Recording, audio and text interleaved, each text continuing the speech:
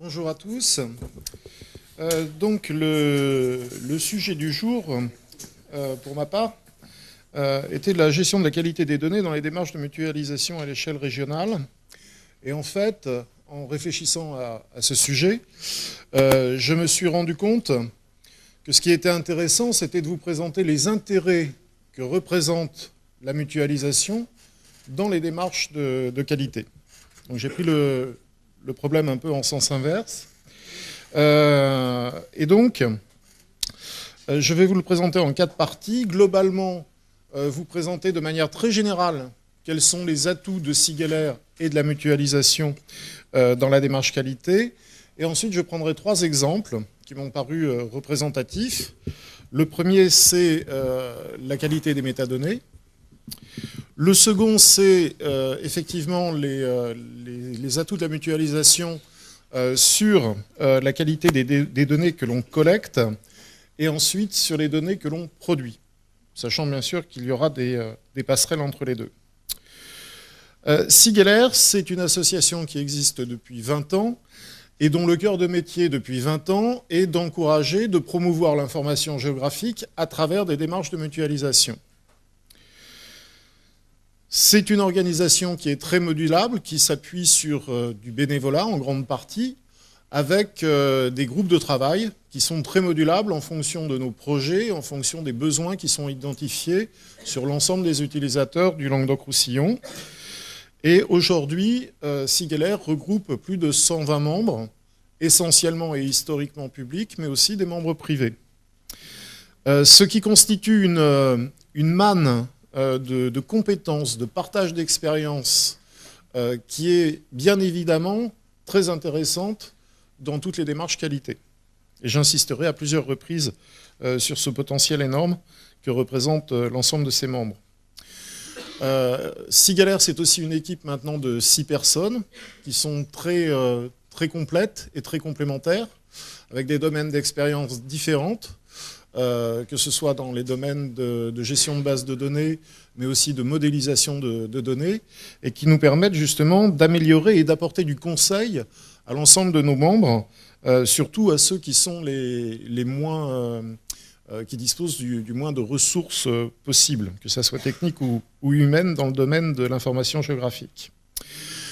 Sigeler aussi propose à travers l'infrastructure de données géographiques, à travers la plateforme technique, un grand nombre de données, mais aussi un grand nombre de services qui se développent de manière exponentielle. La plateforme a été complètement refondue en 2013. Elle se cale sur la solution technique d'ailleurs du CRIJ et permet donc un niveau de service et de fourniture de données, d'export de données équivalent à celui du CRIJ. Et Sigeler, c'est aussi un relais fort de remonter des besoins et des attentes locales du terrain vers les instances nationales, aussi bien au niveau du réseau des CRIJ de la FIGEO que de la commission animation territoriale du CNIJ, et aussi en particulier au niveau des comités de programmation régionaux ou nationaux de l'IGN dans l'élaboration de leur plan de charge. Donc en conclusion, si on veut garder une idée maîtresse, Sigeler, c'est une structure fédératrice qui s'appuie sur un grand nombre d'utilisateurs en Languedoc-Roussillon. Lorsqu'on lance une enquête utilisateur, c'est le cas à peu près tous les 3 ans pour pouvoir préparer nos programmes pluriannuels. Il y a en 2010, 2009, on avait lancé une enquête. On avait eu un retour d'une centaine d'utilisateurs. L'année dernière, on en a fait une durant l'été pour prévoir le contrat de plan État-région 2014-2020. On a eu 800 réponses. Donc on voit bien que cette démarche de mutualisation qui a été initiée il y a 20 ans est en train de vraiment prendre une forme largement plus importante. Et c'est aussi pour ça que la modularité de Sigeler a été adaptée en ce sens pour répondre à ces besoins. Donc maintenant, je vais passer au premier exemple. Quel est l'intérêt d'avoir cette action de mutualisation dans la démarche de qualité du catalogue des données, des métadonnées? Alors, justement, notre force, c'est de nous adapter à tous nos utilisateurs. Parce que bien sûr, ils ont des niveaux de projet en SIG et des niveaux d'équipement qui sont tous différents. Donc, le cas le plus facile, je dirais, c'est un de nos membres, un de nos utilisateurs qui souhaite mettre en ligne ces métadonnées sur l'IDG. Donc là, on récupère ces données et on en profite, bien sûr, pour les vérifier et éventuellement lui faire des retours. Cas beaucoup plus fréquent, des membres ou des utilisateurs qui ont des données géographiques, mais qui ne les ont pas cataloguées et qui nous demandent de le faire pour eux, pour leur compte. Donc on récupère leurs données, on les implémente dans l'infrastructure de données géographiques et on en profite pour réaliser le catalogue de données, de leurs données. Dernière possibilité, encore très peu développée, mais c'est bien sûr le cas idéal, c'est des échanges de flux de données sur les catalogues de métadonnées de nos utilisateurs. Pourquoi la solution idéale? Parce que bien sûr, on a pu à se poser de questions sur la mise à jour des métadonnées, puisque elles sont implémentées automatiquement. Alors, donc, tous ces cas de figure, le fait de passer, le fait de mettre ces données, que nos utilisateurs mettent leurs données à disposition dans l'IDG régional, pour eux, c'est tout d'abord une garantie d'avoir un catalogue de données qui est Inspiro-compatible. On l'a dit à plusieurs reprises aujourd'hui, ces catalogues de données Inspiro-compatibles ne sont pas encore si développés que ça. Et donc, c'est un des services essentiels, c'est que pour être dans le catalogue de données de l'IDG régional, il y a forcément, nécessairement, la saisie de toutes les informations nécessaires pour être compatible avec la directive Inspire. Alors, là, j'ai exposé justement quels étaient les intérêts de cette mutualisation avec l'ensemble des acteurs, les services que Sigalair leur apporte dans ce cadre pour améliorer leur catalogue de données. Il est bien sûr évident que là aussi, on s'appuie énormément sur les retours de nos utilisateurs. En particulier dans le cas où nous saisissons leurs métadonnées, quand ils ne l'ont pas fait. Après, ils peuvent bien sûr récupérer ce catalogue de métadonnées et nous faire un retour. Et donc, il y a un phénomène de feedback qui permet d'améliorer en permanence le catalogue de données. Autre point important, des métadonnées qui sont injectées dans le catalogue de données de l'infrastructure de données géographiques régionales sont systématiquement moissonnées vers le géoportail national. Donc ça, c'est important parce que ça permet à nos membres, à nos utilisateurs, de valoriser leurs données, puisque bon nombre ont au mieux un catalogue de données, mais qui n'est pas moissonné vers le géoportail national. Donc tout cela constitue un ensemble de services qui permet, de normaliser les métadonnées, de les rendre conformes à la directive Inspire, 2, de les valoriser à partir de la remontée vers le catalogue national. Donc après, les métadonnées locales sont accessibles par tous les utilisateurs du territoire français. Et puis 3, de diffuser à partir de l'infrastructure de données géographiques ces catalogues à tous les utilisateurs régionaux ou autres, puisque de toute façon, on travaille en lien étroit avec nos plateformes voisines, avec le CRIJ, mais aussi avec l'APEM. Donc voilà, une large diffusion de ces données qui, au départ, étaient des données très locales. Deuxième exemple où la mutualisation apporte des plus indéniables, c'est dans le cadre des données que l'on collecte. Alors, j'ai pris un exemple, justement, sciemment, qui ne soit pas un exemple de données de référence, un référentiel, mais le cas des données réseau. Au départ, on a été missionné par l'État et le Conseil régional pour élaborer un cycle thématique télécom pour le déploiement du très haut débit.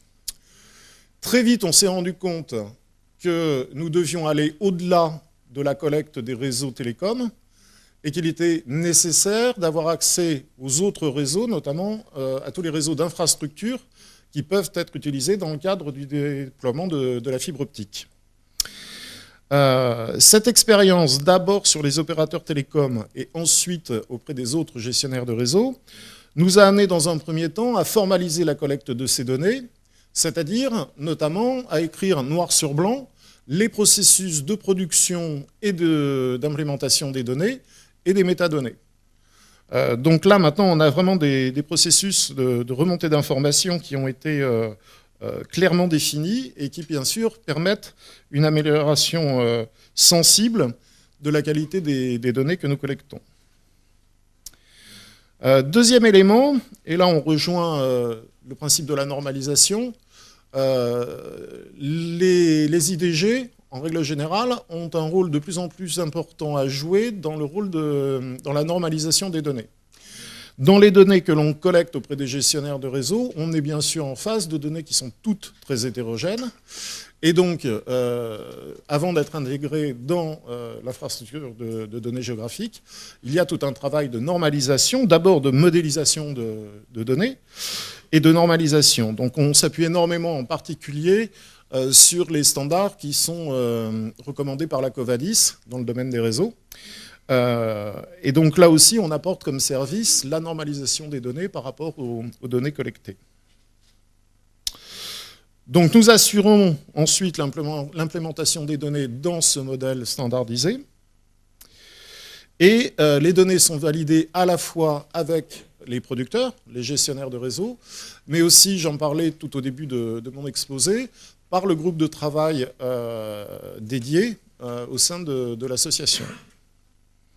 Donc là encore, c'est cette multiplicité des acteurs qui se sont engagés dans la voie de la mutualisation qui permet d'avoir un contrôle avec des visions très différentes entre les producteurs et les utilisateurs finaux.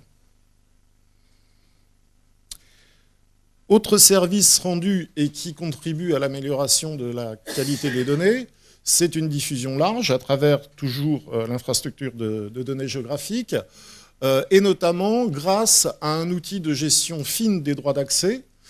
Et c'est un point important car notamment dans le cadre des gestionnaires de réseau, certaines données sont particulièrement sensibles et les gestionnaires de réseau n'auraient jamais accepté que l'on collecte et que l'on diffuse leurs données sans avoir des garanties sur les conditions de diffusion et les acteurs autorisés ou non autorisés sur la diffusion de ces données. Et enfin, bien sûr, comme pour le reste, il y a un phénomène de feedback continu avec un grand nombre d'utilisateurs, puisque dans le cas du système du SIG thématique réseau, ce sont bien sûr toutes les collectivités locales qui peuvent s'inscrire pour récupérer et visualiser l'ensemble de ces données et contribuer donc à l'amélioration en continu des données réseau qui ont été saisies. Alors, le focus, l'idée maîtresse, je l'ai évoqué, l'évolution la plus récente, c'est vraiment l'intérêt de plus en plus grand, issu notamment de l'évolution de la réglementation, pour normaliser l'ensemble de ces données et avoir des données qui soient non seulement homogènes, mais qui correspondent aux standards qui ont été définis. Dernier exemple que je voulais évoquer, il s'agit là de ce que peut apporter la mutualisation dans l'amélioration de la qualité d'une donnée que nous produisons ou que nous faisons produire. Donc là, on n'est plus dans le cadre des données que l'on collecte auprès de différents producteurs, mais bien dans des données dont nous pilotons la réalisation. Donc j'ai pris l'exemple de l'orthophotographie régionale, projet qui a démarré il y a 2 ans et qui se termine ces jours-ci, avec une prise de vue à 20 cm sur l'ensemble de la région durant l'été 2012. C'est un projet, un gros projet, un projet important, tant financièrement, puisqu'on est autour de 700-800 000 euros, que sur la surface du territoire. On est la première région sur 5 départements. Je crois que l'Alsace s'était lancée dans l'aventure. Mais c'est la première fois qu'on fait une ortho sur 5 départements. C'est 19 téras de données en images brutes. Donc c'était un gros projet. Et là aussi, la multiplicité des acteurs, la mutualisation qui a été faite sur le projet, a permis d'obtenir des gains en termes de qualité sur ce produit. Le premier, c'est bien évidemment de pouvoir mettre à disposition de tous les territoires du Languedoc-Roussillon une image homogène. Jusqu'à maintenant, que ce soit les départements, les agglomérations ou des communautés de communes, les orthophotos avaient toutes des caractéristiques différentes. Elles étaient prises à des dates différentes et elles avaient de fait un aspect qui rendait impossible un mosaïquage correct. Donc là, l'objectif en termes de qualité grâce à la mutualisation, c'est déjà d'avoir un référentiel homogène en tout point du territoire régional. Deuxième atout de la mutualisation, c'est qu'on avait dans le groupe de travail un ensemble d'experts, j'ose le dire, qui avaient tous déjà travaillé sur des orthophotographies plus locales et qui avaient tous des expériences à partager et des compétences à partager pour mettre en œuvre ce projet donc particulièrement ambitieux. En termes de qualité, nous avons aussi formalisé un partenariat avec l'IGN pour que l'IGN se charge de la recette des orthophotos. Vous imaginez bien que 19 Tera de données, bon, même compressées après en ECW, ça représente un énorme travail de recette. Et l'IGN nous paraissait nettement plus dimensionné, nettement mieux dimensionné que nous pour le réaliser.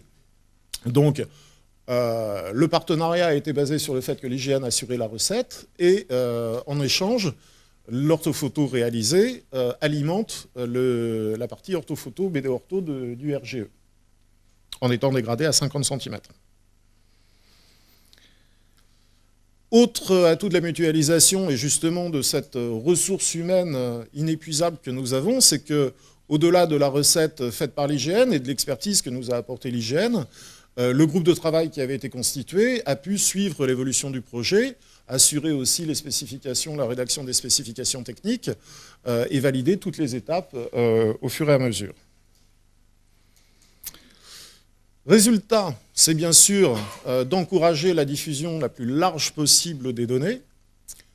Cette orthophoto régionale, elle est attendue par tous, ça c'est clair. On a pris un peu de retard. Et on a donc d'autant plus ressenti que le besoin était fort et que les attentes étaient fortes. Donc, notre objectif, c'est de diffuser le plus largement possible ces données. Et puis, bien sûr, de bénéficier là encore des retours utilisateurs pour améliorer ce produit. Il est clair que dans l'enquête utilisateur qu'on a lancée l'été dernier, 96% des répondants on dit qu'il fallait une mise à jour de cette orthophoto, en gros tous les 3 ans. On sait très bien qu'il y aura des évolutions technologiques qui nécessiteront de nous adapter, hein, notamment probablement avec une résolution plus fine sur les agglomérations, probablement avec l'intégration de façades 3D sur les villes. Donc on sera bien sûr à même, avec le groupe de travail, avec l'ensemble des utilisateurs, de faire évoluer ce produit. Et puis pour conclure, ben je reprendrai, je trouve que c'est un très bon exemple de ce qui a été dit ce matin entre la qualité et la qualification. On a pris du retard sur la fin du projet parce que, très clairement, l'IGN, au cours de ses recettes successives, trouvait toujours des défauts. Et puis on a pris conscience que de toute façon, on pouvait continuer comme ça, on trouverait toujours des défauts. Donc il a fallu à un moment dire, bon, ben, maintenant, les défauts qui restent sur l'ensemble de ce territoire aussi vaste, ils sont marginaux, ils sont parfaitement identifiés, et on les laisse tels quels. Donc on sait qu'on a des coulées de pixels sur certaines forêts de la Lozère, on sait qu'au fin fond des Pyrénées, on a quelques défauts. Les principaux défauts ont tous été corrigés. Et donc, je crois que c'est une étape très importante, c'est que là, on est arrivé vraiment à un grand niveau de qualification. On n'est pas à une qualité zéro défaut, mais à une qualification qui permet de savoir exactement quels sont les défauts de cette orthophoto. Et que ces défauts restent très marginaux et n'empêchent pas, justement, l'exploitation d'une orthophoto qui, par ailleurs, est d'excellente qualité. Donc ça illustre bien cette différenciation qui avait été faite en début d'exposé ce matin. Et je trouve que c'est un très bon exemple qui vient très concrètement l'illustrer. Voilà, je vous remercie et je suis bien sûr prêt à répondre à toutes vos questions.